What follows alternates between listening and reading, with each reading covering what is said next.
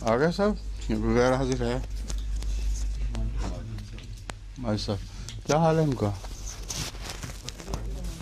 ہاں کافی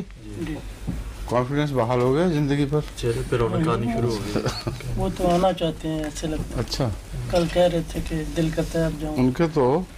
پیٹ کی رونق غائب تھی، وہ بحال ہوگی تو پھر سمجھ آئے گی. بھوک ختم ہو چکی تھی نا، کھانا پینا، اس لیے میں کہہ رہا کھاتے ہوں. پیتے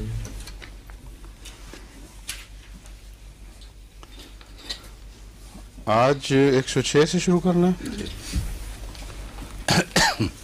آیت 106 سورہ طٰہٰ. اعوذ باللہ من الشیطان الرجیم، بسم اللہ الرحمن الرحیم. وَيَسْأَلُونَكَ عَنِ الْجِبَالِ فَقُلْ يَنسِفُهَا رَبِّي نَسْفًا فَيَذَرُهَا قَاعًا صَفْصَفًا لَا تَرَىٰ فِيهَا عِوَجًا وَلَا أَمْتًا يَوْمَئِذٍ يَتَّبِعُونَ الدَّاعِيَ لَا عِوَجَ لَهُ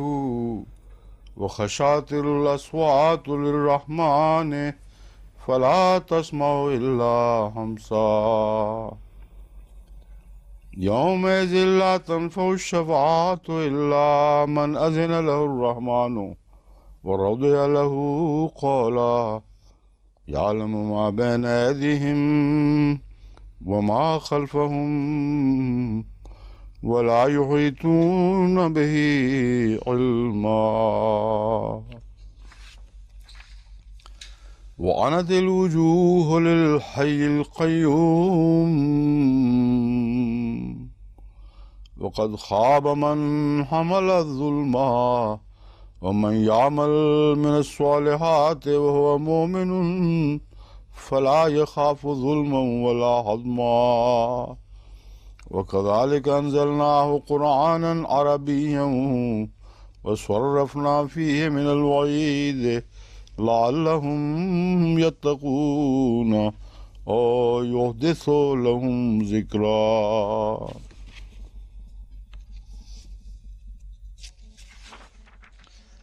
فَتَعَالَى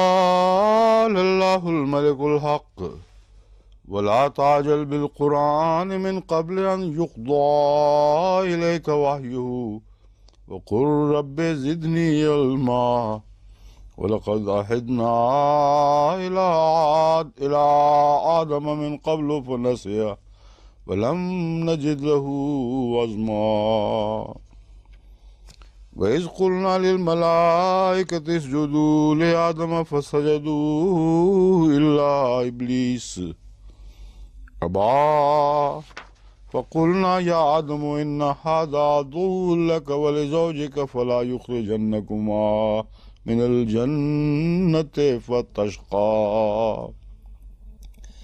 إِنَّ لَكَ أَلَّا تَجُوعَ فِيهَا وَلَا تَعْرَىٰ وَأَنَّكَ لَا تَظْمَأُ فِيهَا وَلَا تَضْحَىٰ فَوَسْوَسَ إِلَيْهِ الشَّيْطَانُ قَالَ يَا آدَمُ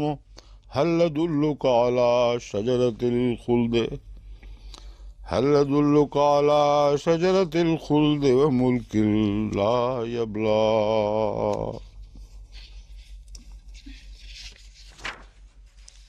فأكلا منها فبدت لهما سوآتهما وطفقا يخصفان عليهما من ورق الجنة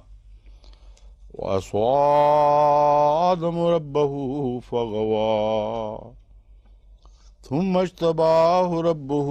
فتاب عليه وهدى. قال اهبطا منها جميعا بعضكم لبعض عدو فإما يأتينكم مني هدى فمن اتبع هداي فلا يضل ولا يشقى ومن أعرض عن ذكري فإن له معيشة ضنكا ونحشره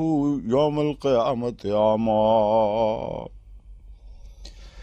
قال رب لما حشرتني أعمى وقد كنت بصيرا قال كذلك أتتك آياتنا فنسيتها وكذلك اليوم تنسى وكذلك نجزي من أسرف ولم يؤمن بآيات ربه ولعذاب الآخرة أشد وأبقى أفلم يعد لهم كم أهلكنا قبلهم من القرون يمشون في مساكنهم إن في ذلك لآيات لأولي النهى ولولا كلمة سبقت من ربك لكان لزاما وأجل مسمى فاصبر على ما يقولون وسبح بحمد ربك قبل طلوع الشمس وقبل غروبها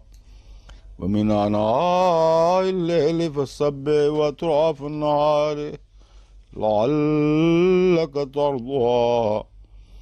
ولا تمدن عينيك إلى ما متعنا به أزواجا منهم زهرة الحياة الدنيا لنفتنهم فيه ورزق ربك خير وأبقى وأمر أهلك بالصلاة واصطبر عليها لا نسألك رزقا نحن نرزقك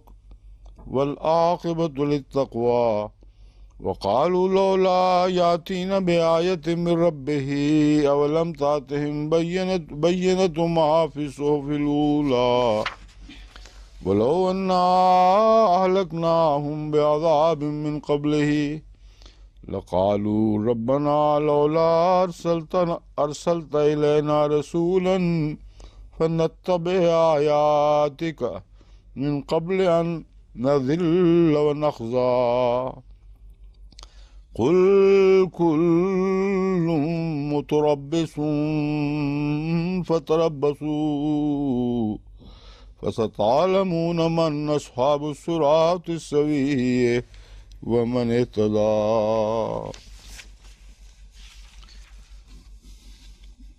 وَيَسْأَلُونَكَ عَنِ الْجِبَالِ وہ تجھ سے وہ پہاڑوں کے متعلق سوال کرتے ہیں فَقُلْ يَنْسِفُهَا رَبِّي نَسْفًا تو کہہ دے پس تو ان سے کہہ دے ان کا لفظ اس میں نہیں ہے صرف کہہ دے ہے اور اردو میں ترجمہ کرتے وقت اس کا جو مفہوم ہے وہ خود بخود ظاہر ہوتا ہے ان کے لفظ کے ساتھ فقل ینصفها ربی نصفا تو کہہ دے ینصفها ربی نصفا میرا رب انہیں ریزہ ریزہ کر دے گا یذرها قان صفصفا بس انہیں وہ ایک چٹھیل میدان بنا کر چھوڑ دے گا یا بنا کر چھوڑے گا یا بنا چھوڑے گا بنا کر چھوڑے کی بجائے بنا چھوڑے گا بہتر ترجمہ لگتا ہے مجھے بس انہیں ایک صاف چٹھیل میدان بنا چھوڑے گا لا تری فیہا عوجا ولا امتا تو اس میں نہ کوئی کجی دیکھے گا نہ کوئی تکبر کی سربلندی یومئذ یتبعون الداعی لا عوج لہ یہ وہ دن ہوگا جب وہ ایک ایسے بلانے والے کے پیچھے چلیں گے جس میں کوئی کجی نہیں ہے وخشعت الاصوات للرحمن فلا تسمع الا ہمسا اور آوازیں رحمان کے سامنے نیچی دھیمی ہو جائیں گی فلا تسمع الا ہمسا پس تو سرگوشی کے سوا کچھ نہ سنے گا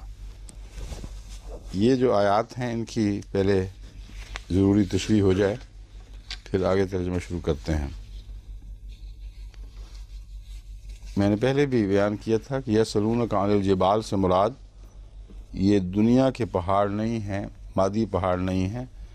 کیونکہ اس کے متعلق تو کوئی سوال رسول اللہ صلی اللہ علیہ وسلم سے نہیں کیے جاتے تھے احادیث میں کوئی ایسا ذکر نہیں کہ حضور صلی اللہ علیہ وسلم سے پوچھا جاتا ہو کہ پہاڑ کیسے بن گئے اور کیا ان کی ساخت کا فلسفہ ہے، اور پہاڑوں کے متعلق، ان کی ظاہری بناوٹ کے متعلق اتنی کثرت سے آیات قرآن کریم میں موجود ہیں کہ ان کے متعلق پوچھنے کا ویسے بھی کوئی سوال نہیں ہے۔ یہاں پہاڑوں سے مراد بڑی بڑی طاقتیں ہیں جن کے متعلق مسلمانوں کے دل میں بھی سوال اٹھتے تھے اور دوسروں کے دل میں بھی، کہ ایک طرف بہت عظیم الشان مشرقی طاقت یعنی روم، اس کی ایران کی حکومت یا فارس کی حکومت ہے، دوسری طرف ایک بہت عظیم مغربی طاقت یعنی رومن امپائر۔ تو رسول اللہ صلی اللہ علیہ وآلہ وسلم کی جو عاجزانہ حالت تھی اور جس طرح عرب ان کی نگاہوں میں بالکل بے معنی اور حقیق اور ایک چٹیل میدان کی طرح تھے، جو صحرائے عرب کے صورت میں ایک وسیع چٹیل میدان کی طرح ان کو دکھائی دیتا تھا، جیسا وہ میدان تھا ویسے ہی وہ عرب تھے جو ان کے نزدیک کوئی حیثیت نہیں رکھتے تھے۔ تو سوال یہ اٹھتا تھا کہ اللہ تعالیٰ ان عظیم طاقتوں کے خلاف اسلام کو غلبہ کیسے عطا کرے گا؟ کیسے ممکن ہے کہ صحرائے عرب سے اٹھنے والا پیغمبر ان عظیم طاقتوں کے پہاڑوں کو سر کر لے؟ یہ وہ سوال ہے دراصل جس کا جواب دیا جا رہا ہے، اور جواب ایسے رنگ میں دیا جا رہا ہے کہ اس پہلی تشریح کے متعلق کوئی ذرہ بھی شک کی گنجائش باقی نہیں رہتی۔ جیسا کہ آپ ابھی سنیں گے جواب، قطعی طور پر ثابت ہو جاتا ہے کہ پہاڑوں سے مراد بلند و بالا عظیم طاقتور قومیں ہیں، نہ کہ وہ ظاہری پہاڑ۔ اللہ تعالیٰ یسألونک عن الجبال فقل ینسفها ربی نسفا، اللہ تعالیٰ انہیں ریزہ ریزہ کر دے گا، فیذرها قاعا صفصفا، اور انہیں وہ ایک چٹیل میدان بنا چھوڑے گا، ایسا میدان جس میں تو کوئی کجی نہیں دیکھے گا، ولا امتا، اور کوئی فراز نہیں دیکھے گا۔ عام طور پر جو ترجمہ کرنے والے ہیں وہ نشیب و فراز کا محاورہ استعمال کر لیتے ہیں یہاں، کیونکہ پہاڑوں کو اگر برابر کیا جائے تو نشیب کا تصور دماغ میں ابھرتا ہے، اور فراز کا کہ جب ایک چٹیل میدان بالکل برابر و ہموار ہو جائے تو نشیب و فراز سے عاری ہو جائے گا۔ اور قرآن کریم نے لفظ نشیب استعمال نہیں کیا بلکہ عوج استعمال کیا ہے، اور عوج کا لفظی ترجمہ ٹیڑھا پن، کجی، اور یہ وہی لفظ ہے جو اس صورت کے آغاز میں قرآن کریم اور حضرت صلی اللہ علیہ وآلہ وسلم کے تعارف کے طور پر استعمال ہوا ہے کہ وہ ہر قسم کے عوج سے عاری اور خالی ہیں۔ تو یہ اب مضمون بہت واضح طور پر قرآنی تعلیم اور رسول اللہ علیہ وسلم کے غلبے کے ساتھ متعلق دکھائی دیتا ہے، کیونکہ قرآن کریم اس صورت کے آغاز میں فرماتا ہے سبحان الذی ابدع، سبحان الذی سبحان اسرا والی آیت میں آ رہی تھی، الحمدللہ الذی انزل علی عبدہ الکتاب ولم یجعل لہ عوجا۔ تمام تعریف اللہ ہی کے لیے ہے جس نے اپنے بندے پر کتاب اتاری اور اس میں کوئی عوج نہیں رکھا۔ اب بلندیاں تو بہت ہیں قرآن کریم میں، لیکن عوج نہیں ہے، اور عوج سے مراد ٹیڑھا پن، جو تعلیم کے مزاج کا ٹیڑھا پن ہو یا کسی انسان کے مزاج کا ٹیڑھا پن ہو، دونوں جگہ لفظ عوج استعمال ہوتا ہے۔ تو اسی لیے میں نے شروع میں ہی آپ کو سمجھایا تھا کہ یہاں ان مفسرین کے ساتھ اتفاق نہیں کیا جا سکتا جو صرف قرآن کی طرف عوج کی نفی کی ضمیر پھیرتے ہیں۔ وہ کہتے ہیں مراد ہے کتاب ایسی نازل کی جس میں کوئی ٹیڑھا پن نہیں، مگر بالکل یقینی طور پر اس کا ترجمہ یہ ہے وہ عبد جس پر یہ کتاب نازل ہوئی ہے، نہ اس عبد میں کوئی ٹیڑھا پن ہے نہ اس کتاب میں جو اس پر نازل ہوئی، جو عین اس کی فطرت کے مطابق نازل ہوئی ہے۔ جیسا اس کی فطرت کا نور تھا ویسا ہی نور آسمان سے اس پر نازل ہوا، اور دونوں ایک وجود بن گئے، یعنی کتاب کے مقابل پر جس پر نازل ہوئی وہ ایک زندہ کتاب ہو گیا، اور اس پہلو سے کلیتاً ان کے اندر کسی قسم کی ٹیڑھا پن کی نفی فرمائی جا رہی ہے۔ اب یہاں ان پہاڑوں کا ذکر ہے کہ وہ پہاڑ جب وہ برابر ہو جائیں گے تو ان میں ٹیڑھا پن نہیں ہوگا، اس لیے کہ قرآن کریم فصاحت و بلاغت کے مصنوعی فکروں کی بجائے سچائی ہی میں فصاحت و بلاغت پہچانتا ہے، اور فراز کے مقابل پر بے وجہ نشیب نہیں رکھا، جیسا کہ ترجمہ کرنے والے جب اپنی سوچ کے مطابق فصیح و بلیغ ترجمہ کرتے ہیں نشیب و فراز کہہ دیتے ہیں، مگر قرآن کریم نے فراز کے مقابل پر نشیب نہیں رکھا بلکہ ٹیڑھا پن رکھا ہے جو عین حقیقت کا بیان ہے۔ اور فصاحت و بلاغت کا ایک یہ عظیم الشان نمونہ ہے کہ قرآن کریم حق کے اظہار سے، حق کے بیان سے ایک ذرہ بھر بھی الگ نہیں ہوتا، اور اسی میں اس کی ساری شان اور طاقت ہے۔ اور یہ لفظ ٹیڑھا پن سورت کے آغاز سے بھی ملا دیتا ہے اور مضمون کو زیادہ واضح کر دیتا ہے۔ جی کیا شروع میں تھا اس صورت میں سورہ کہف کے شروع میں ہاں سوری، وہ ٹھیک ہے، بالکل ٹھیک ہے، مجھے یاد تھا مگر وہ غلطی سے نکل رہا ہے مجھ سے۔ میں نے آپ کو پہلے یہ بتا دیا تھا کہ یہ سورہ طٰہٰ جو ہے سورہ کہف کے مضامین کا ہی ایک سلسلہ ہے جو آگے بڑھا ہے، اور اس لیے جب بھی میں آغاز کی بات کرتا ہوں میرے ذہن میں سورہ کہف کی پہلی آیت آتی ہے، اور چونکہ میں اپنی طرف سے بات کھول چکا تھا کہ سورہ طٰہٰ ان باتوں کا ایک طبی نتیجہ ہے جن کا آغاز سورہ کہف میں کیا گیا، اور وہ امت عیسوی امت جس کی تفصیل سورہ کہف میں بیان ہوئی ہے، اس کے اختتام کا ذکر کچھ عرصہ اس صورت میں چلتا ہے، اور پھر آن حضرت صلی اللہ علیہ وآلہ وسلم اور اسلام کی عالمی فتح کی بنیاد ڈالی جاتی ہے، اور بتایا جاتا ہے کہ وہ قصہ وہ عیسائیت کا غلبہ ایک قصہ پارینہ ہو گیا، جو رہ گیا ہے وہ ختم ہو جائے گا، اور پھر نیا دور جاری ہوگا جو حضرت محمد رسول اللہ صلی اللہ علیہ وآلہ وسلم کے غلبے کا دور ہوگا۔ اور اس دور میں یہ نہیں فرمایا کہ مقابل پر زیادہ بلند پہاڑ پیدا کیے جائیں گے، بلکہ عجز ہی میں محمد رسول اللہ علیہ وسلم کی سربلندی ہے، اور عجز کے بغیر کوئی ان کو قبول بھی نہیں کر سکتا۔ اس لیے ایک عظیم مضمون ہے کہ جب ان لوگ پہاڑوں کو توڑ کر ریزہ ریزہ کیا جائے گا تو ان کا بچھا دینا زمین پر ان میں عجز پیدا کرنا ہے، کجی کی دوری ان کے مادی مزاج جو بگڑ چکے تھے اور اس کے نتیجے میں روحانی تعلیم کو قبول کرنے کی اہلیت ہی نہیں رہی تھی، ان مزاجوں کو درست اور صاف کیا جائے گا، ان کا ٹیڑھا پن دور کر دیا جائے گا۔ یہ ہے وہ اعلان یومئذ یتبع لا تری فیہا عوجا ولا امتا، جس کا میں نے یہ ترجمہ کیا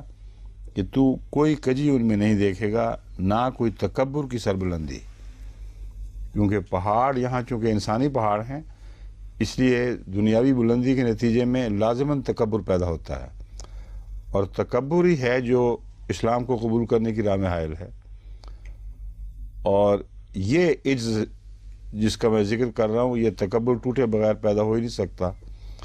تو اس لیے یہ سارا مضمون ایک روحانی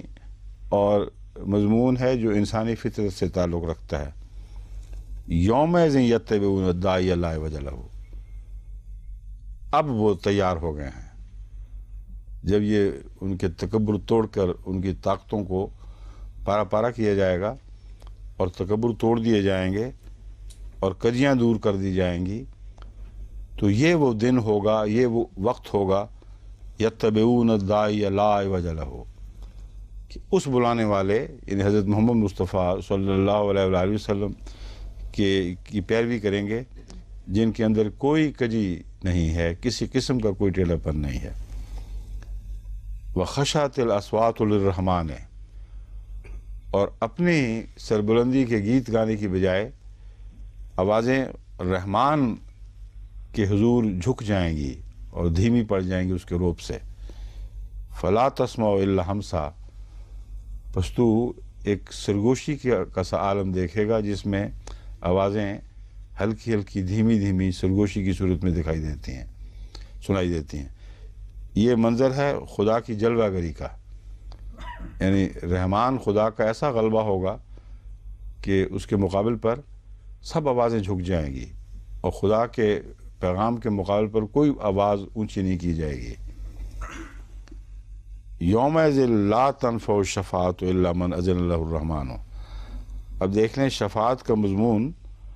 رحمانیت سے بھی باندھا ہے اور حضرت محمد رسول اللہ صلی اللہ علیہ وآلہ وسلم سے بھی باندھا ہے۔ یہ وہ زمانہ ہوگا جب کہ کسی کو کوئی شفاعت فائدہ نہیں دے گی الا من اذن له الرحمن، مگر اس کی شفاعت یا اس کو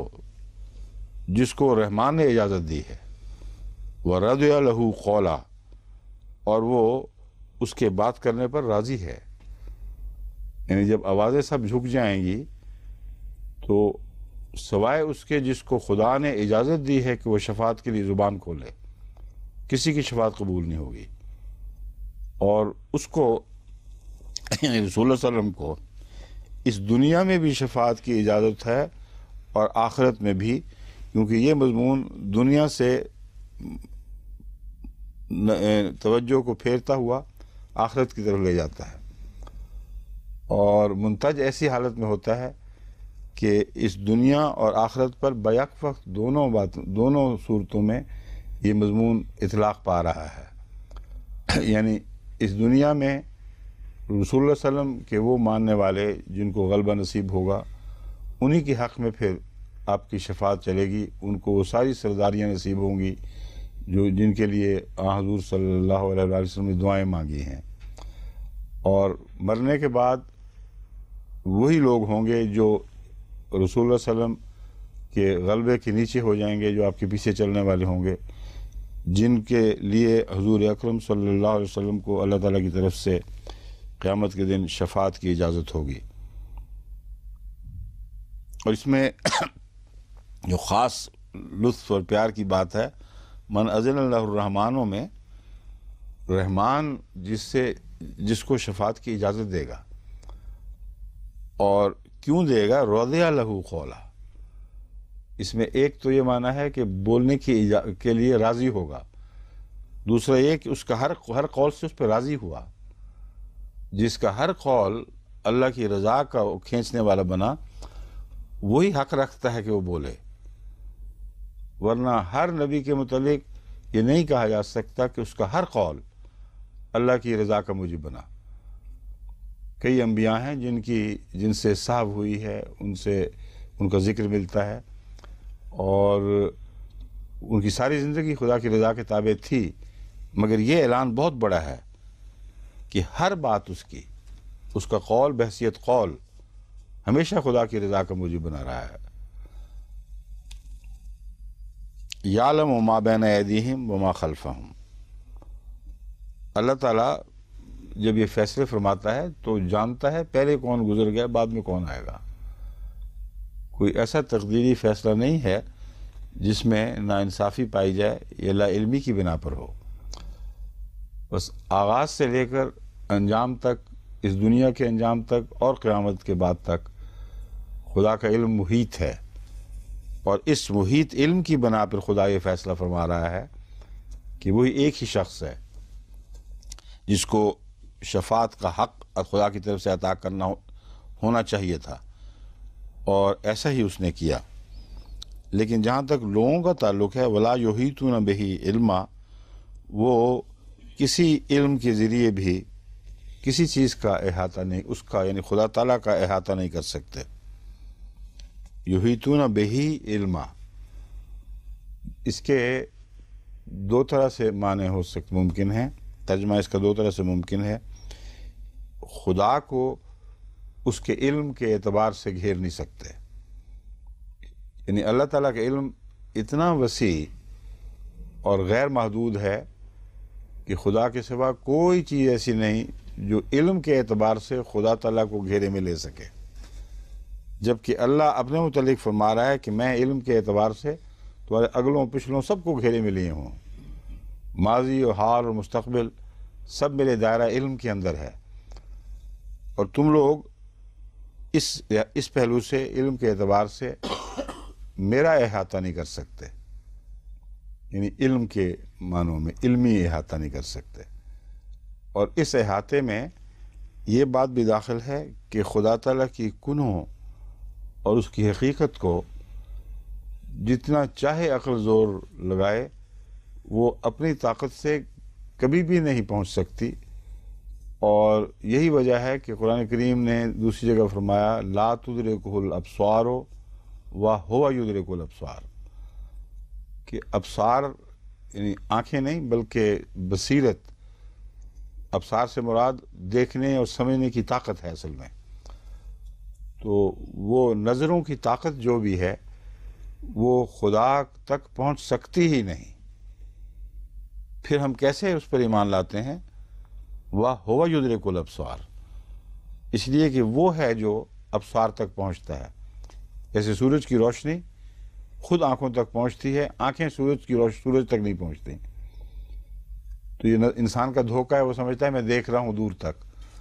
دور تک کی چیزیں وہی دکھائی دیتی ہیں جو خود اس کی نظر میں داخل ہو گئیں۔ تو اس لیے ابصار کا محاورہ یہاں بہت ہی پرلطف ہے اور فصاحت و بلاغت کا کمال ہے کہ تم نے کب اپنی نظر کو باہر نکل کر چیزوں کو دیکھتے ہوئے یعنی کب تم نے دیکھا ہے کہ تمہاری نظر آنکھوں سے پھلانگ کر باہر نکلی ہو اور کسی چیز کا احاطہ کیا ہو، کسی چیز تک پہنچی ہو۔ باہر کی روشنیاں تم تک پہنچتی ہیں تب تم دیکھتے ہو۔ تو اللہ کے متعلق تمہارا یہ وہم کہ تم اپنی طاقت سے اپنی بصیرت سے خدا کو پہچان جاؤ گے، یہ حد سے بڑھ کر جہالت ہے۔ وہ تم تک خود پہنچتا ہے، جہاں تک پہنچتا ہے جس کے لیے جس حد تک ظاہر ہوتا ہے، اس سے آگے اس انسان کو توفیق نہیں ہے۔ تو لا یحیطون بہ علما سے مراد یہ ہے کہ اس کی ذات کا انسانی علم کبھی احاطہ نہیں کر سکتا،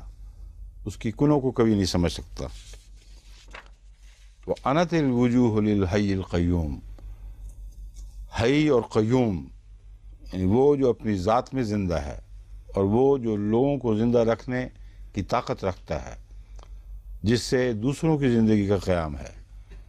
اس کے سامنے چہرے جھک جائیں گے، اور جو چہرے جھکیں گے ان میں سے کچھ وہ ہیں جو طوعی طور پر خدا کے حضور عاجزی کے ساتھ جھکیں گے، اور خشعۃ الاصوات میں جو منظر ہے وہ اس کا نقشہ اس دوسرے پہلو سے بھی ظاہر فرمایا گیا کہ جب کسی کے قرب، عظیم ہستی کے قرب کا روپ پیدا ہو تو صرف آوازیں ہی نہیں دھیمی ہوتی، سر بھی جھک جایا کرتے ہیں، چہرے بھی نیچے ہو جاتے ہیں۔ فَأَنَتِ الْوُجُوهُ لِلْحَيِّ الْقَيُّومِ، لیکن کچھ ایسے ہیں جن کے بارے گناہ کی وجہ سے ان کے سر جھک جائیں گے، وہ بہت نقصان میں رہیں گے۔ وَقَدْ خَابَ مَنْ حَمَلَ ظُلْمًا، وہ جس نے ظلم کا بوجھ اٹھایا ہوا ہو اور اس بوجھ سے جھک جائے، وہ بھی بظاہر جھکنے والا ہے لیکن وہ خدا کی عظمت کے سامنے نہیں جھکا، وہ اپنے گناہوں کے بوجھ سے جھکا ہوا ہے، اس کو کچھ نصیب نہیں ہوگا۔ قد خوابہ، وہ نامراد ہوا جو اپنے گناہوں کے بوجھ سے جھک گیا۔ وَمَنْ يَعْمَلْ مِنَ الصَّالِحَاتِ وَهُوَ مُؤْمِنٌ فَلَا يَخَافُ ظُلْمًا وَلَا حَظْمًا۔ اب اس مضمون کی مزید وضاحت فرما دی، کھول دی یہ بات کہ یہ ترجمہ اسی طرح ہونا چاہیے تھا کہ وہ جو جھکیں گے مگر اعمال صالحہ کرنے والے ہوں گے اور ایمان لانے والے ہوں گے۔ یہاں واحد میں ترجمہ ہے مگر اس کا قرآن کریم کے طرز بیان سے یہ قطعی طور پر ثابت ہے کہ یہاں مراد ایک شخص نہیں ہوا کرتا بلکہ لوگ ہیں. من میں جمع کا مضمون ہے، لیکن من چونکہ لفظ خود واحد میں استعمال ہوتا ہے، اس لیے کبھی اس کی طرف واحد کی ضمیر پھرتی ہے، کبھی جمع کی ضمیر. من یعمل لفظی ترجمہ ہے جو بھی عمل کرے، من الصالحات نیکیوں پر یا نیکیوں میں سے کچھ کمائے، وہو مومن ایسی نیکیاں جو ایمان کی حالت میں کی جائیں، یعنی اللہ پر ایمان کے نتیجے میں پیدا ہوں. فلا یخاف ظلما، وہ ظلم کا کوئی خوف نہیں رکھیں گے ایسے لوگ. ولا حدما، نہ حق تلفی کا ان کو خوف ہوگا. بس جھکنے والے یہ بھی ہیں، مگر چونکہ گناہوں کے بوجھ سے نہیں جھک رہے،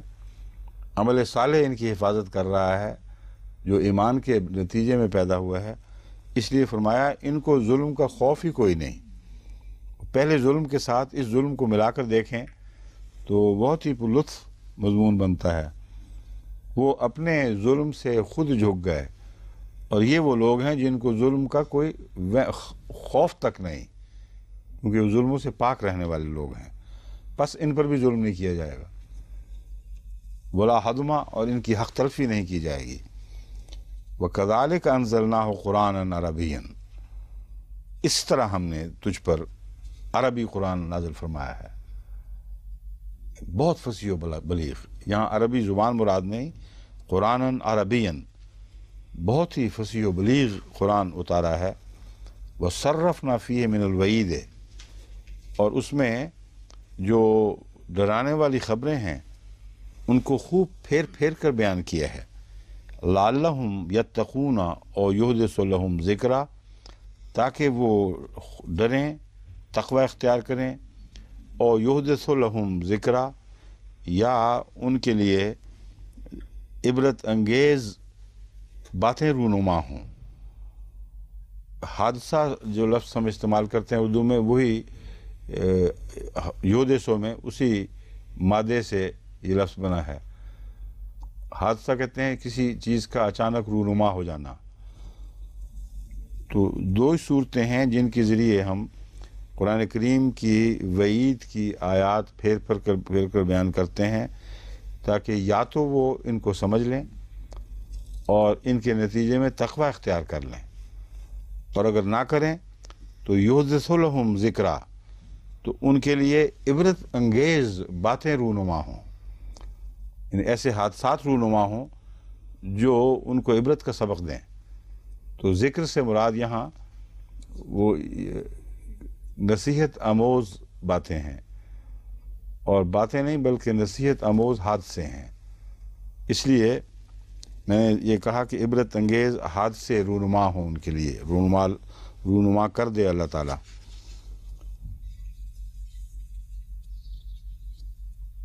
اب دیکھیں سورہ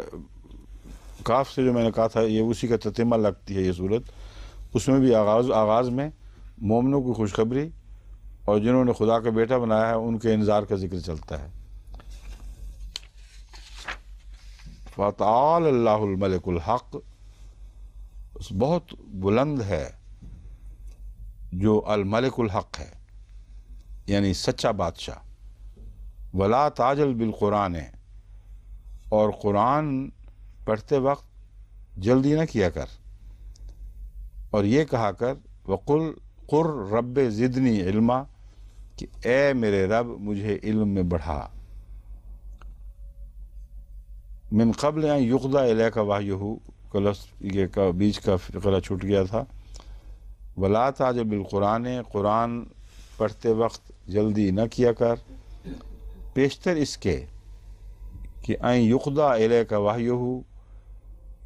یہاں تک کہ پیشتر اس کے نہیں، یہاں من قبل کا مطلب پیشتر اس کے ہے، ان یقضی کا مطلب ہے کہ ختم مکمل ہو جائے، الیک وحیہ اس کی وحی کا تجھ پر نزول. کیا اس کے بعد جلدی کرنا چاہیے؟ یہ بحث ہے. لا تعجل بالقرآن من قبل ان یقضی الیک وحیہ، اس سے پیشتر کہ تجھ پر اس کی وحی کا نزول مکمل ہو جائے، اپنے اختتام کو پہنچے۔ ایک تو اس میں اسی مضمون کی دوسری آیت قرآن کریم میں موجود ہے کہ جب وحی نازل ہو رہی ہو تو اس خیال سے جلدی جلدی نہ پڑھ کہ کہیں تو بھول نہ جائے، کیونکہ جس نے وحی نازل فرمائی ہے وہ ذمہ دار ہے اس بات کا کہ ہر بات جو تیری طرف وحی نازل ہو رہی ہے بین ہی اسی طرح تجھے یاد رہے گی اور اسی طرح تو آگے لوگوں تک پہنچائے گا۔ تو لا تعجل بالقرآن اس سے مراد یہ ہے کہ قرآن جب نازل ہو رہا ہو اس وقت جلدی نہ کر، مگر یہ مراد نہیں ہے کہ پھر نازل ہو جائے تو پھر جلدی جلدی کیا کر۔ اس لیے محاورے سے جو غلط فہمی یہ پیدا ہوتی ہے کہ پہلے نہ کر بعد میں بے شک کر لینا، یہ درست نہیں ہے۔ صرف ایک معنی ہے کہ جب قرآن نازل ہو رہا ہو تو وحی کی تکمیل سے پہلے جلدی نہ کیا کر، اور جب وحی کی تکمیل ہو جائے گی تو پھر جلدی کی ضرورت نہیں رہے گی، کیونکہ اللہ تعالیٰ مضامین کو بھی خوب کھول دے گا اور ان کی حفاظت بھی خود فرمائے گا۔ ہاں یہ دعا تیرے لیے باقی رہ جائے گی، وقل رب زدنی علما، اے میرے رب مجھے علم میں بڑھا۔ علم میں بڑھا کے دو معنی ہو سکتے ہیں، ایک تو یہ کہ اتنا عظیم الشان علم جو تجھے مجھے عطا کر رہا ہے اس کا سلسلہ جاری رہے، اور دوسرا جو ہمیشہ کا معنی ہے وہ یہ ہے کہ وحی کے نزول کے باوجود اللہ کے فضل کے بغیر وحی کے ذریعے نازل ہونے والا سارا علم انسان کو نصیب نہیں ہو سکتا۔ وحی لامتناہی علوم پر مشتمل ہوتی ہے، اور رسول اللہ صلی اللہ علیہ وآلہ وسلم بھی وحی کے اندر جو مشتمل علوم ہیں ان کے اوپر عبور حاصل کرنے کے لیے اللہ تعالیٰ کی رحمت اور فضل کے محتاج تھے۔ اس توجہ دلائی کہ تو نے چونکہ اس وحی کا علم لوگوں کو دینا ہے، اس لیے تو پہلے اپنے رب سے مانگا کر کہ اے میرے رب میرا علم بڑھاتا رہے اس وحی کے اوپر، تاکہ میں پھر اسی طرح بڑھے ہوئے علم کو آگے بنی نوع انسان کے سپرد کر سکوں۔ وَلَقَدْ عَهِدْنَا إِلَىٰ آدَمَ مِن قَبْلُ فَنَسِيَ، ہم نے اس سے پہلے آدم کو اس سے بھی ایک عہد باندھا تھا، فنسیا، بس وہ بھول گیا، فروگزاشت ہو گئی اس سے۔ وَلَمْ نَجِدْ لَهُ عَزْمًا، لیکن ہم نے اس میں گناہ کا ارادہ نہیں پایا تھا، یعنی جو بھی غلطی ہوئی اس سے بھول چوک ہوئی ہے، لیکن ارادتاً عزم باندھ کر پلان کر کے گناہ اس نے نہیں کیا تھا۔ وَإِذْ قُلْنَا لِلْمَلَائِكَةِ اسْجُدُوا لِآدَمَ فَسَجَدُوا إِلَّا إِبْلِيسَ، اس آدم کو سجدہ کرنے کا حکم تھا۔ بالارادہ غلطی کرنے والوں کو خدا نبوت کے منصب پر فائز نہیں فرمایا کرتا، بس آدم سے ان الزامات کی نفی ہو گئی جو بائبل کی تعلیم کو نہ سمجھنے کے نتیجے میں غلطی سے لوگ لگاتے ہیں، اور قرآن کریم کی بعض دوسری آیات سے بھی یہ بعض دفعہ شبہ پڑتا ہے کہ آدم نے بہت بڑا گناہ کیا اور وہ رد کر دیا گیا، اور مفسرین اس گناہ کی تلاش میں رہتے ہیں، کھوج میں رہتے ہیں کہ وہ تھا کیا، مگر قرآن کریم نے یہ بنیادی فلسفہ بڑی وضاحت کے ساتھ پیش فرمایا ہے کہ آدم اگر بالارادہ گناہ کرنے والا ہوتا تو ناممکن تھا کہ خدا تعالیٰ فرشتوں کو یہ حکم دیتا کہ اس کی پیروی کریں، کیونکہ فرشتے اس قسم کی غلطی سے پاک ہیں، ان کو گناہ گاروں کی پیروی کی کیسے اجازت مل سکتی تھی۔ فَسَجَدُوا إِلَّا إِبْلِيسَ، سب نے اطاعت کی سوائے ابلیس کے، ابا، اس نے انکار کر دیا۔ فَقُلْنَا يَا آدَمُ إِنَّ هَذَا عَدُوٌّ لَكَ وَلِزَوْجِكَ، ہم نے کہا اے آدم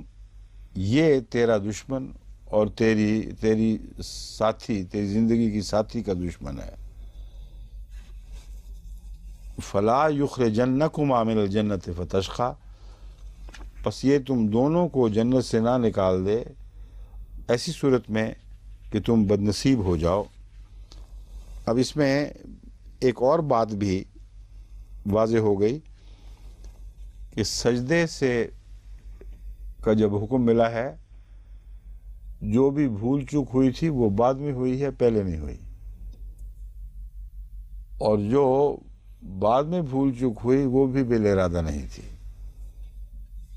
کیونکہ سجدے کا حکم اس وقت ملا ہے جب کہ ابھی شیطان نے انکار کیا ہی نہیں تھا،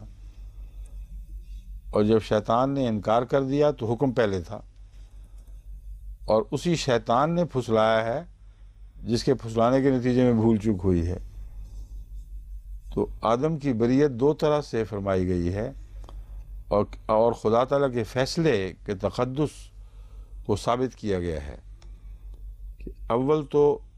انتخاب کے وقت آدم ہر قسم کی غلطیوں سے پاک تھا، اس پر کوئی داغ نہیں تھا۔ ایسی حالت میں فرشتوں کو اس کو سجدہ کرنے کا حکم دیا گیا۔ اس کے بعد جو دشمنی خدا تعالیٰ کے اعزاز کے نتیجے میں حسد کے طور پر پیدا ہوئی ہے، اس کے نتیجے میں اس پر ظلم کیا گیا اور اس سے بھول چوک ہوئی، اور اللہ تعالیٰ نے چونکہ اس بات کی قدر فرمائی کہ اس کی دشمنی شیطان کی طرف سے محض میرے انتخاب کی وجہ سے ہوئی ہے، اس لیے طبی طور پر اللہ تعالیٰ کی رحمت اور فضل سے یہ توقع تھی کہ وہ اس بنا پر اس کی حفاظت فرماتا اور اس کا کوئی جاری گزند اس کو نہ پہنچنے دیتا۔ یہ ہے مضمون کہ فرمایا اب تو اس شیطان سے، تو اور تیری بیوی اس شیطان سے محتاط رہنا، کہ تمہیں ہم نے منصب عطا کر دیا ہے اور یہ بھی حسد سے تم پر حملے کرے گا، اور تیری بیوی کہہ کر ان سب الزامات کی نفی کر دی جو بعض بائبل کے مفسرین اور خود قرآن کے مفسرین لگاتے ہیں کہ بغیر شادی کے حضرت آدم نے حوا سے تعلقات قائم کر لیے تھے، سارے قصہ یہی تھا۔ اللہ تو زوج کے طور پر پیش فرما رہا ہے، شروع سے ہی زوج کا ذکر ہے، تو زوج سے اجازت کا اور کون سی اجازت چاہیے؟ اس لیے یہ سب تصورات لوگوں کے بگڑے ہوئے تصورات ہیں، کیونکہ وہ بات کو سمجھتے نہیں، اس لیے اپنی مرضی کے قصے گھڑتے ہیں کہ وہ ہوتے تو یہ کرتے، مگر وہ نہیں تھے۔ وہ خدا تعالیٰ نے ایک جوڑا بنایا تھا آدم اور اس کی بیوی کا، ان کو بسا دیا تھا ایک اچھی جگہ میں۔ ان سے جو غلطی ہوئی ہے، جو وہ بہرحال کسی اور نوعیت کی غلطی ہے، جو صرف اس طرح کچھ پہچانی جا سکتی ہے کہ سزا کے وقت کیا تفصیل بیان فرمائی جا رہی ہے، اس سے معلوم ہوتا ہے کہ وہ غلطی سزا سے تعلق رکھنے والی غلطی ہو گئی۔ فلا یخرجنکما من الجنت فتشقی، بس یہ ظالم اب تمہیں اس جنت سے نکال نہ دے، کیونکہ حسد کے نتیجے میں لازماً لوگ پھر ٹانگیں کھینچ کر نیچے گرانے کی کوشش کرتے ہیں۔ دوسرا اس میں بہت ہی عظیم پیغام یہ ہمیں ملا کہ بائبل کا یہ بیان خدا کا بیان نہیں ہے کہ حوا نے آدم کو پھسلایا، بالکل جھوٹ ہے۔ قرآن فرما رہا ہے کہ ہرگز حوا نے آدم کو نہیں پھسلایا، عورت کوئی ایسی بریت دنیا کی کسی کتاب نہیں کی، اس لیے جو عورتیں بیٹھی سن رہی ہیں ان کے مزے ہو گئے، ان کو موجیں کرنی چاہیے کہ ہمیشہ سے ایک ظلم کا الزام جو ان پر لگایا گیا تھا، قرآن کریم نے کس شان سے اس کو مٹا کے پھینک دیا ہے، کچھ بھی اس کا باقی نہیں چھوڑا۔ بالکل جھوٹ ہے، شیطان نے دونوں کو پھسلایا تھا، مگر پھسلا مرد تھا اور عورت اس کے نتیجے میں پھسلی ہے۔ اب آگے دیکھنا، یہ بات کھل جائے گی۔ یا آدم ھذا عدو لک ولزوجک فلا تخرجنکم من الجنت فتشقی، اور یہاں تشقی میں واحد کا صیغہ مخاطب کا آدم ہی کو کی طرف متوجہ کر رہا ہے۔ تمہیں دونوں کو نکال نہ دے، فتشقی، تو اے آدم پھر تو محروم رہ جائے گا بعض خدا کی بعض سعادتوں سے۔ ان لکھا اللہ تجوع فیہا ولا تارا۔ اب یہ جو جنت ہے یہ اس میں دونوں کو داخل فرمایا گیا، مگر خدا کی اس تعلیم سے تعلق رکھنے والی جنت ہے جو آدم کے ذریعے دی گئی تھی، نہ کہ حوا کے ذریعے یا دونوں کے ذریعے۔ اس لیے اب واحد ہی کا صیغہ استعمال ہو رہا ہے، اور تشقیٰ کا تعلق اس تعلیم سے ہے، یعنی تیری عظیم الشان تعلیم ایسی ہے کہ اس کے نتیجے میں ایک جنت کی ضمانت دی جا رہی ہے۔ اگر تجھ سے کوئی غلطی اس بارے میں کچھ ہوئی تو پھر وہ جنت جو تو نے تعمیر کی تھی بنی نوع انسان کے لیے، اس میں رکھنا پڑ جائے گا، اور ان حدود سے وہ تجاوز کر جائیں گے۔ ان میں ایک یہ ہے انکا اللہ تجوع فیہا ولا تارا، کہ تو اس میں نہ بھوکا رہے نہ ننگا رہے، یعنی روٹی، کپڑا اور مکان جو کمیونزم کا نعرہ ہے، وہ تینوں چیزیں خدا تعالیٰ نے آدم کو آغازی میں دے دی تھیں، جس کے متعلق مارکس نے بڑی تعلیل سے کہا کہ ہم وہ نظام دے رہے ہیں جس سے انسان کی کم از کم ضرورتیں پوری ہوں گی، اور وہ چونکہ انسان تھا اور احاطہ نہیں کر سکتا علم کے لحاظ سے انسانی ضرورتوں کا بھی، اس نے پانی کا ذکر ہی نہیں کیا۔ رشیا میں پانی کی کوئی قیمت نہیں تھی، پانی عام تھا، نہ اس کو صحراؤں کی طرف اس کی توجہ گئی، نہ افریقہ کے جنگلوں کی طرف، نہ ان علاقوں کی طرف جہاں پانی نہایت ہی گندا اور کھارا بھی ملتا ہے، اور پانی ایک بڑا مسئلہ بن گیا ہے۔ تو روٹی کافی نہیں اگر پانی نہ ہو، آپ کو روٹی کھلائی جائے بغیر پانی کے تو پھر سمجھ آئے گی کہ کیا مطلب ہے پانی کا۔ جس طرح وہ حضرت چھوٹی اماں کہا کرتے تھے، ان کو چھوٹی اماں کہتے تھے شاید، حضرت پھوپھی ہماری چھوٹی آپا یعنی مریم صدیقہ کی والدہ، جو ان کی دوسری والدہ تھیں، چھوٹی اماں کہتے تھے نا، ہاں اچھی اماں، ہم سر، ہاں یہ ٹھیک، اب میں یاد آ رہا تھا کہ غلط ہو گیا، اچھی اماں۔ وہ اصل والدہ نہیں تھی ان کی، اصل والدہ وہ تھیں جن سے سب بچے پیدا ہوئے ہیں، ان کا اپنا بچہ کوئی نہیں تھا، مگر چھوٹی آپا یعنی حضرت مریم صدیقہ صاحبہ ان غالباً ان کے پاس پلی ہیں، اس لیے یوں لگتا تھا کہ انہی کی بیٹی ہیں، اور ان کے حوالے سے ہم پہ بچپن میں یہ تاثر تھا، یہ تو پتہ تھا کہ ان کی ولی ہیں، لیکن یہ لگتا تھا کہ چھوٹی اماں، خاص طور پر چھوٹی اچھی اماں چھوٹی ابا کی زیادہ اماں ہیں۔ یہ بہرحال جو بھی میرا تاثر تھا درست غلط یہ ضمنی بات ہے۔ اصل بات یہ ہے کہ ایک دفعہ ایک جگہ ہم لوگ کسی دعوت ولیمہ میں کھانا کھا رہے تھے، ایک جگہ بیٹھے ہوئے، اور اچھی اماں بار بار آ کے کہتی تھیں کہ یہ الگ چھپ کے کیوں کھا رہے ہو، جاؤ باہر نکلو اور لوگوں میں بیٹھ کے کھاؤ۔ تو ہم لڑکے اکٹھے ہوئے، ہم نے کہا بے تکلفی سے یہیں بیٹھے رہتے ہیں۔ تو ان کو محسوس ہوا کہ انہوں نے بری بات کی ہے، میری بات نہیں مانی۔ تو اتفاق ایسا تھا کہ جو کھانے لا رہے تھے وہ پانی لانا بھول گئے اور خالی روٹی کھا رہے تھے، روٹی سالن۔ تو اچھی میں نے جھانکا اور کہا واہ واہ، سوکھی چنائی ہو رہی ہے، سوکھی چنائی۔ یہ اردو کا جو دلی کا محاورہ، خاص طور پر میر درد کی فیملی کا محاورہ بہت ہی لطف ہے، واہ واہ سوکھی چنائی ہو رہی ہے۔ تو یہ سوکھی چنائی کمیونزم نے کروا دی، سارے انسان کی سوکھی چنائی کرا دی۔ اور قرآن نے بتایا کہ آدم کے وقت سے بھی اللہ تعالیٰ کو یہ علم تھا، اور اس نے پانی کی گارنٹی دی تھی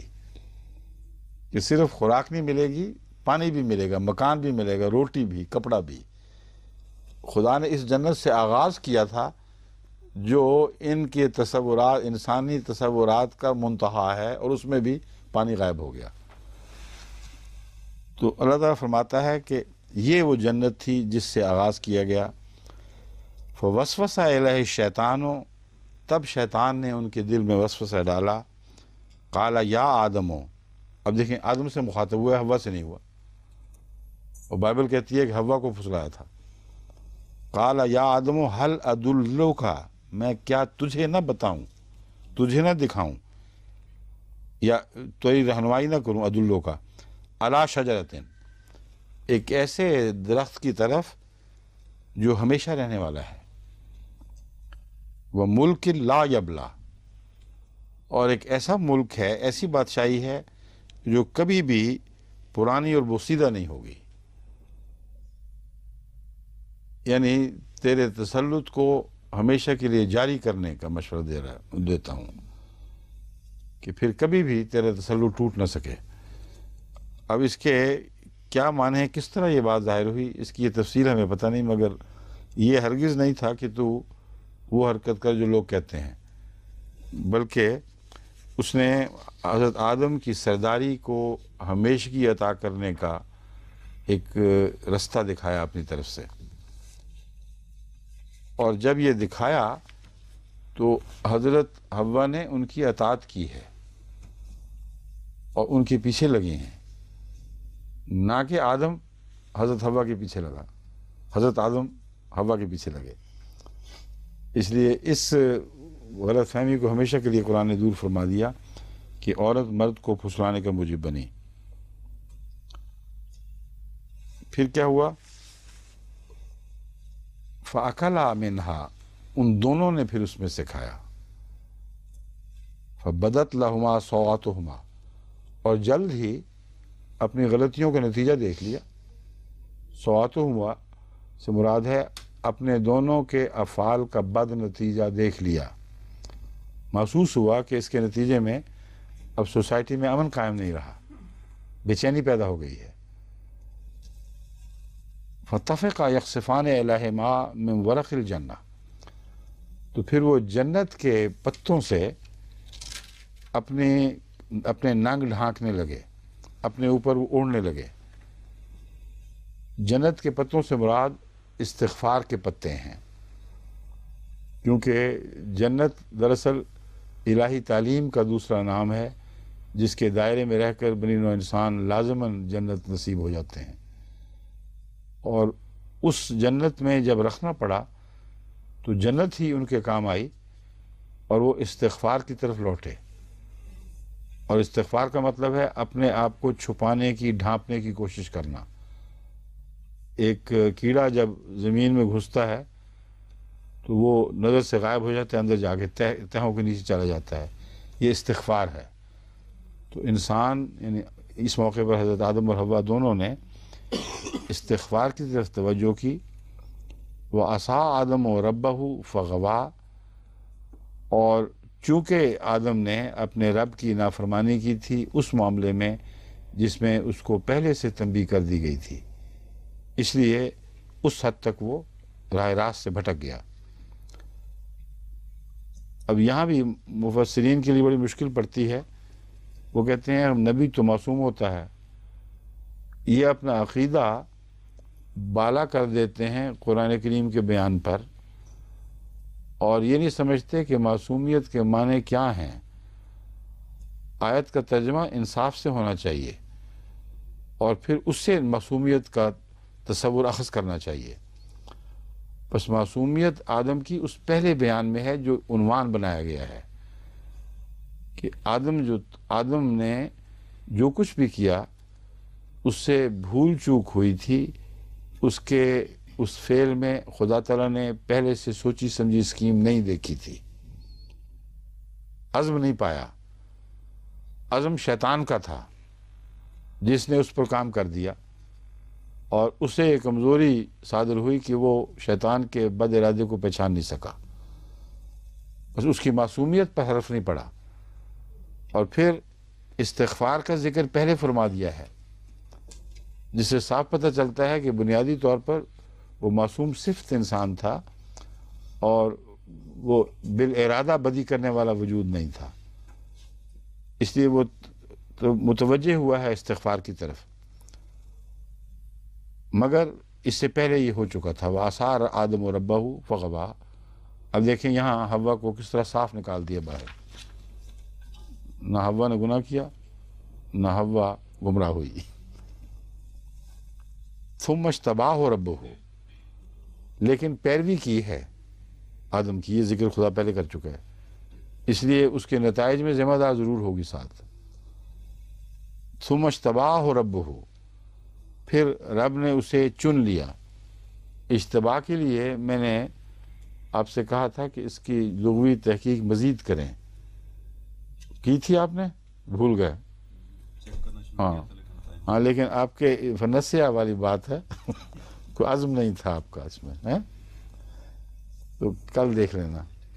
ٹھیک ہے؟ پھر اللہ تعالیٰ نے اجتباہ ربہ فتاب علیہ وہدا،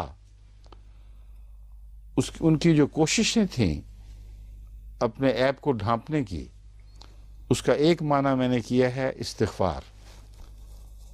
اور ایک اور معنی یہ ممکن ہے کہ انسان جب اپنی غلطیوں کے بد نتائج دیکھتا ہے تو ان کو پھر ان پر پردے ڈھانکنے کی کوشش کرتا ہے، ان کو صاف کرنے کی کوشش کرتا ہے، لیکن جب تک اللہ تعالیٰ کی طرف سے مدد عطا نہ ہو اس وقت تک وہ کامیاب نہیں ہو سکتا اس کوشش میں، کیونکہ ان کے اندر ریپینٹنس یا پچھتانے کا ایک عمل خدا کو دکھائی دیا، اس لیے اللہ تعالیٰ نے ان پر رحم فرمایا۔ اگر وہ بزد رہتے اپنی غلطی پر تو پھر جو بعد میں واقعہ ہو یہ رونما نہ ہوتا۔ یہ بھی معصومیت کی طرف اشارہ کرنے والا مضمون ہے کہ جو لوگ معصوم ہوتے ہیں جب وہ ان کو غلطی دکھائی دیتی ہے تو فوری طور پر اس کے بد نتائج کو صاف کرنے اور ان کے ازالے کی کوشش کرتے ہیں۔ تب ثم اجتباہ ربہ، تب اللہ تعالیٰ نے اسے چن لیا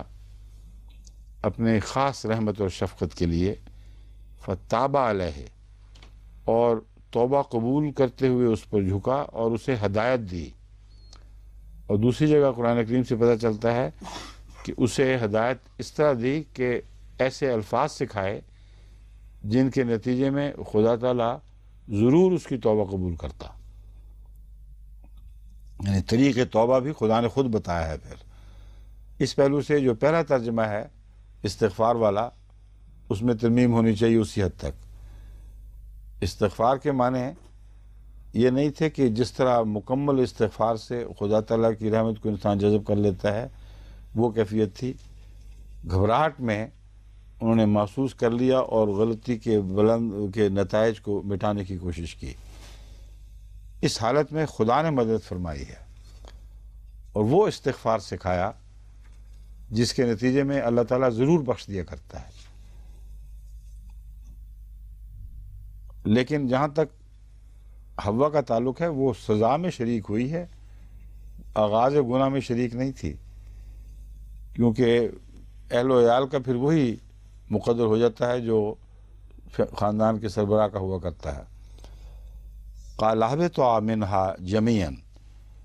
اللہ تعالیٰ نے فرمایا تم دونوں یہاں سے نکل جاؤ جمیعا۔ اب یہ بھی بڑی دلچسپ بات ہے کہ دو کے لیے جمیعا کیوں فرمایا،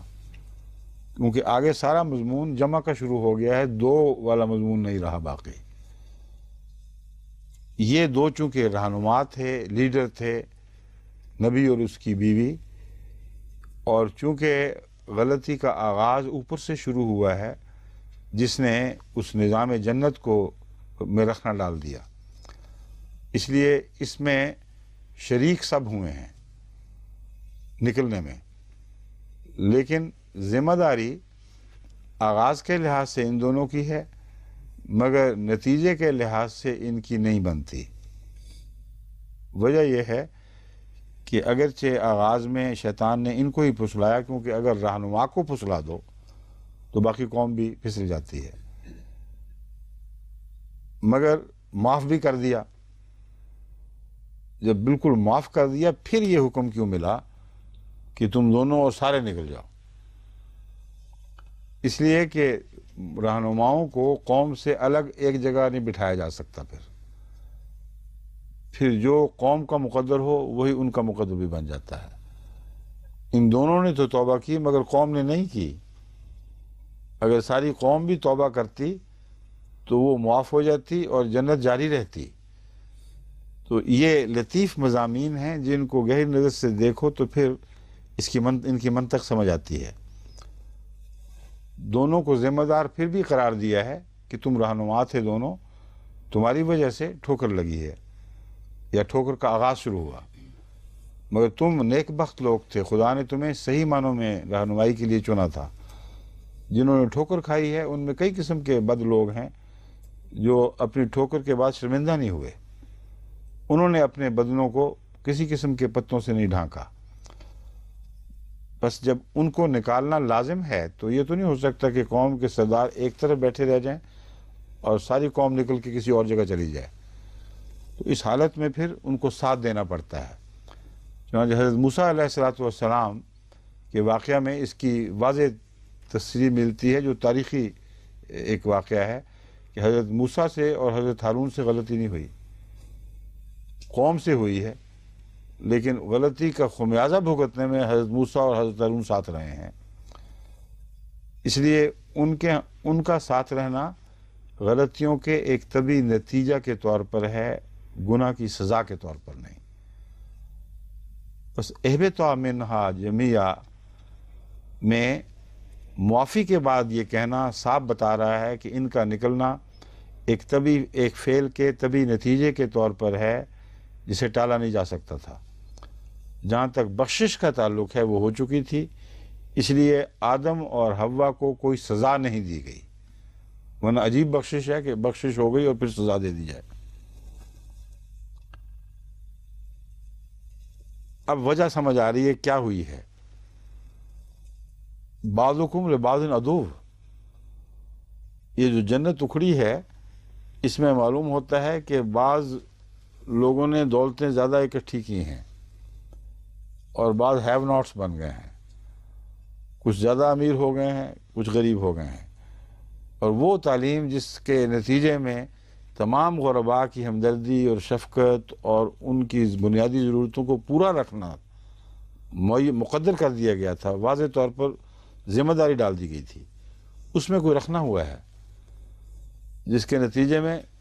پھر وہ لینڈ سلائیڈ ہوئی ہے سارے لوگوں میں، اور کچھ لوگوں نے جب زیادہ لے لیا تو کچھ لوگ کم والے بچ گئے، ایسے بچ گئے کہ پھر وہ بھوکے مرے اور پھر دشمنیوں کا آغاز ہوا۔ تو اشتراکیت جن بنیادوں پر قائم ہوتی ہے وہ بنیادیں وہ خدائی جنت کے مٹنے کے بعد قائم پیدا ہوتی ہیں، یعنی اللہ تعالیٰ کی جنت کے روئنز پر پھر انسانی اشتراکیت کی عمارت تعبیر ہوتی ہے۔ فَإِمَّا يَأْتِيَنَّكُم مِّنِّي هُدًى، فرمایا یہ ٹھیک ہے کہ تم لوگ نکل گئے ہو، بعض دوسروں کے دشمن ہو گئے ہیں، مگر یہ حالت اس طرح ہمیشہ نہیں رہے گی، ہمیشہ خدا اس جنت کی تعمیر نو کرتا رہے گا، اور جب بھی کبھی ہدایت تمہارے پاس آئے فَمَنِ اتَّبَعَ ہدایا، پس جو بھی اس ہدایت کی پیروی کرے گا اس کو جنت سے نہیں نکالا جائے گا۔ فَلَا يُضِلُّ وَلَا يَشْقَى،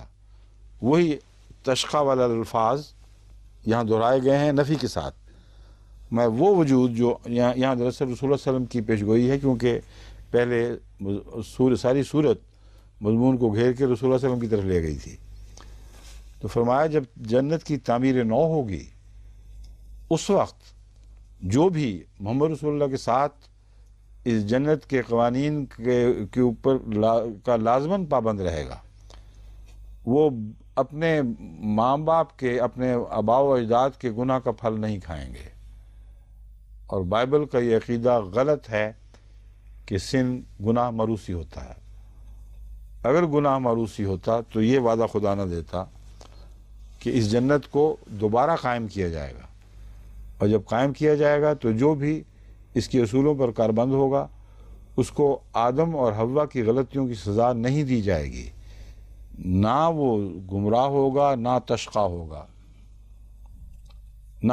یشقیٰ یعنی نہ ضلالت اختیار کرے گا نہ بد نصیب نکلے گا۔ اب وقت چونکہ ختم ہو گیا، باقی انشاءاللہ کل۔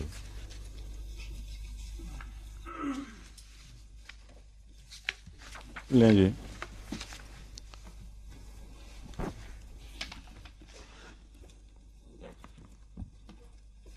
یہاں سے شروع کرنا ہے۔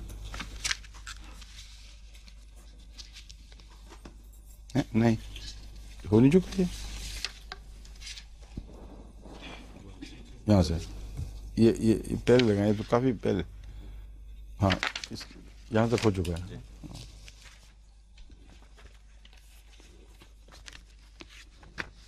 پہلے ہم ان کو کبھی کبھی وقت بھی دیا کرتے تھے، کوئی سوال وغیرہ کرنا ہو تو اگر کوئی ہو تو آپ ہی ہاتھ کھڑا کر دیا کریں. ٹھیک، ہاں جی فرماؤ. جو قرآن کریم میں دوسری جگہ پہ آیا ہے فَأَزَلَّهُمَا الشَّيْطَانُ، یہ دونوں کو پھسلانے کے متعلق ہے. لیکن آغاز کیسے ہوا؟ بس یہ میں یہ بتا، یہ جو آپ نے بڑا واضح فرما دیا خدا نے کہ آغاز اکٹھا نہیں ہوا، نہ ہوا سے ہوا ہے. یہ جٹ ذرا زیادہ مضبوط مرد ہوتے ہیں نا، اس لیے مردوں کے دفاع میں آ کھڑے ہوئے ہیں. ٹھیک ہے، دبدبہ زیادہ رکھتے ہیں اپنی خواتین پہ،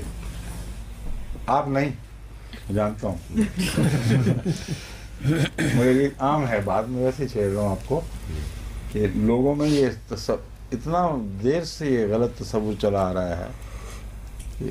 غلطی عورت کی، عورت مروا گئی مرد کو. مضمون یہ ہے کہ مرد مروا گیا عورت کو اور عورت اس کے ساتھ شریک ہو گئی. ٹھیک ہے، معاف کرنا.